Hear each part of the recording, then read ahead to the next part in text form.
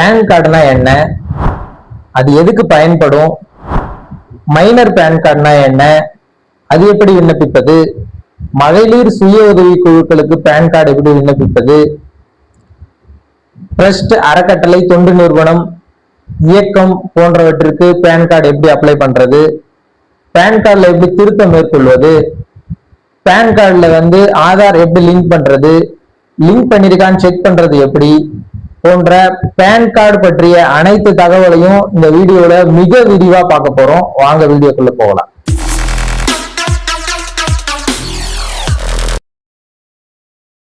அனைவருக்கும் வில்லேஜ் டெக்கின் அன்பு வணக்கங்கள். இன்னைக்கு நம்ம பார்க்க போற வீடியோல பேன் கார்டு பத்தி முழுமையான தகவலை மிக விரிவா பார்க்க போறோம். ஓகேங்களா? முதல்ல பேன் கார்டு அப்படின்னா என்னன்னு தெரிஞ்சுக்கலாம். பேன் கார்டுனா பர்மனன்ட் அக்கௌண்ட் நம்பர்னு சொல்லுவாங்க. அது எதற்காக பயன்படுது அப்படின்னா, நம்மளை பயனரை பொறுத்த வரைக்கும் அது பயன்படுறது பேங்க் அக்கௌண்ட் ஓபன் பண்ண, 2 லட்சம் ரூபாய்க்கு மேல போய் ஏதாவது அசெட் வாங்குறீங்க, குறிப்பா நகை வாங்குறீங்க, கார் வாங்குறீங்க, 2 வீலர் வாங்குறீங்க, அப்படி எது வாங்குறீங்கனாலும் உங்களுக்கு பேன் கார்டு கேட்பாங்க.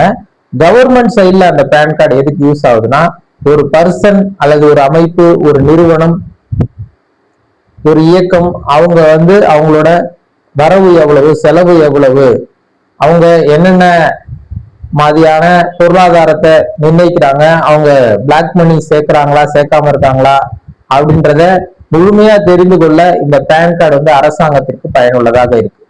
அதாவது ஒரு தனி மனிதனுடைய வருவாய் செலவினங்களை அரசு கண்காணிப்பதற்காகவும் அது ஒரு வரைமுறைப்படுத்துவதற்காகவும் கொண்டு வந்ததுதான் இந்த பேன் கார்டு. இந்த பேன் கார்டை பேஸ் பண்ணி தான் சிபில் ஸ்கோர் மேனேஜ் பண்றாங்க.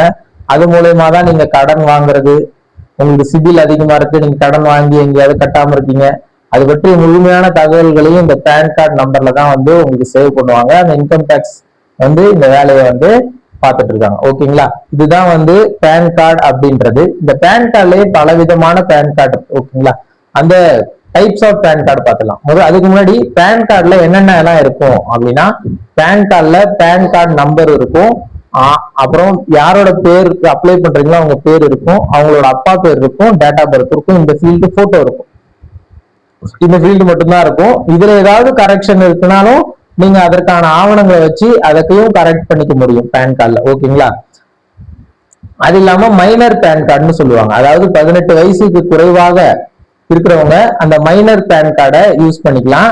அந்த மைனர் பேன் கார்டுல புகைப்படம் இருக்காது, மற்றபடி பேரு, டேட் ஆஃப் பர்த், அப்பா பேர், மற்ற எல்லா டீட்டெயில்ஸ் இருக்கும், புகைப்படம் மட்டும் இருக்காது. அந்த புகைப்படம் இல்லாத இருக்கிறத தான் நம்ம மைனர் பேன் கார்டு மென்ஷன் பண்ணிப்போம். மைனர் பேன் கார்டை கரெக்ஷன் மூலயமா 18 வயசு முடிஞ்ச உடனே நீங்க நார்மலா எல்லாரும் வச்சிருக்க பேன் கார்டு மாதிரி மாத்திக்கலாம். ஓகேங்களா? இதெல்லாம் இண்டிவிஜுவலுக்கு பேன் கார்டு இருக்கிறதுக்கான ஆப்ஷன்ஸ் இதெல்லாம் தான் இருக்கும் பேன் கார்டுல. அப்புறம் பாத்தீங்கன்னா மகளிர் சுய உதவி குழு, இப்ப ஊர்ல எல்லாம் லேடிஸ் குழு வச்சிருப்பாங்கல்ல, அந்த குழுவுக்கு நீங்க நிறைய பெரிய லோன் வாங்க போறீங்க, இல்ல வேற ஏதாவது தனியார் பேங்க்ல லோன் வாங்க போறீங்கன்னா அவங்க உங்க குழு பேர்ல பேன் கார்டு கேட்பாங்க. ஓகேங்களா?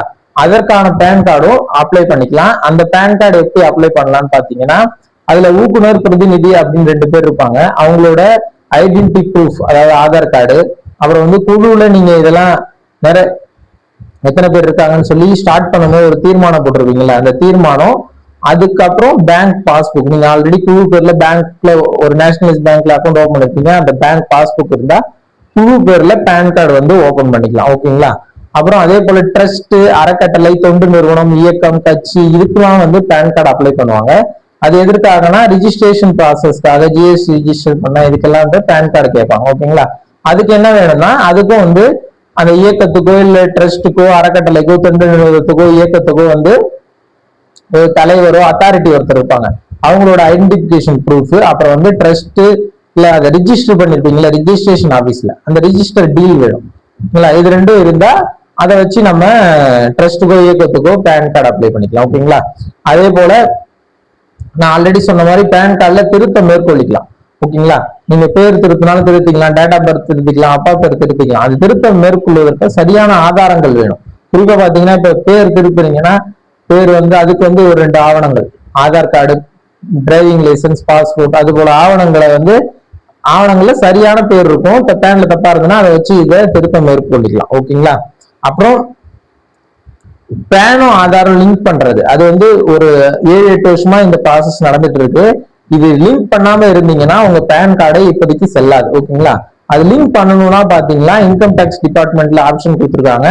1000 ரூபாய் ஃபைன் கட்டணும். ஃபைன் கட்டிட்டு நீங்க வந்து அதுக்கப்புறமா உங்க பேனையும் ஆதாரையும் லிங்க் பண்ணணும். அது லிங்க் பண்றதுக்கு முன்னாடி அது வந்து கரெக்டா உங்க பேரு, டேட் ஆஃப் பர்த், அப்பா பேரு பேன் கார்டுல எப்படி இருக்கோ அதே போல ஆதார் கார்டுல இருக்கணும். அப்படி இருந்தா மட்டும்தான் அது ரெண்டுத்தையும் லிங்க் பண்ண முடியும். ஓகேங்களா?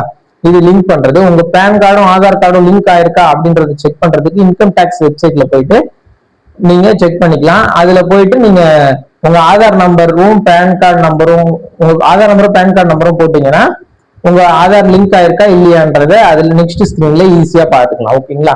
அந்த இன்கம் டேக்ஸ் வெப்சைட் லிங்க் வேணாலும் நம்ம டிஸ்கிரிப்ஷன் போடுறோம், அதை பாத்துக்கோங்க. ஓகேங்களா? இப்ப மெயினா நம்ம கான்செப்ட் பேன் கார்டு எப்படி அப்ளை பண்றது. அதுல 2 விதமான பேன் கார்டு இருக்கு. நார்மலான பேன் கார்டு அப்ளை பண்ணீங்கன்னா